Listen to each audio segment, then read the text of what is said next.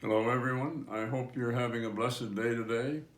I hope you're practicing social distancing because we know the importance of social distancing.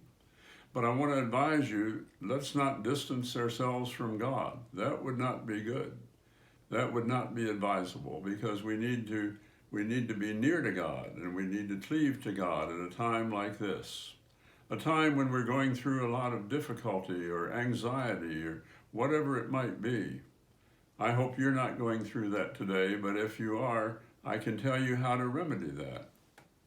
You see, the Bible tells us about a very similar time in the life of the disciples of Jesus Christ. It tells us that there was a time that Jesus said to his disciples, let's go out on the Sea of Galilee, and they were going across the Sea of Galilee, probably to the town of Capernaum. And as they were heading across the sea, a great storm came up, a high winds and high waves and enough to potentially capsize the boat that they were riding in. And the winds and the waves frothed up, and the disciples were frightened. In fact, they were so frightened they were terrified, the Bible says. Now, the Bible doesn't use the word terrified very often, so you know this had to be a very calamitous storm. We know also that 6 of these disciples were professional fishermen. And when professional fishermen are terrified, again, it has to be a remarkably difficult, threatening, life-threatening storm, and indeed it was. And so they went back to Jesus, who was sleeping in the back of the boat. They awakened him, and they said, Master, what shall we do? This storm is threatening to capsize our boat, to kill us, to drown us all. And Jesus awakened and got up, and he said to the waves, be still. He said to the wind, die down. And the wind and the waves obeyed him, the Bible tells us. The sea became calm, and once again everything was very pacified, quiet, serene, as it should have been.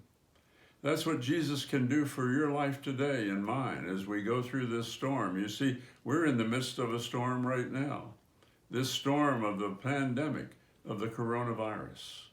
But it needn't be a storm. We can weather this storm if we follow Jesus and if we call upon him. You see, Matthew 7:7 tells us to ask and you shall receive, to seek and you shall find, and to knock and it will be given unto you. Ask simply means to pray, so that's what we need to do. We need to pray to Jesus. Seek his face and seek his guidance and his wisdom. Seek his love. And knock and find Jesus, and he will answer our prayers. That's what we have to do, to ask, to seek, and to knock. And so I implore you today to do that, to ask, to seek, to knock. The master of the seas can calm this storm that we're in. He can help us find a solution to this.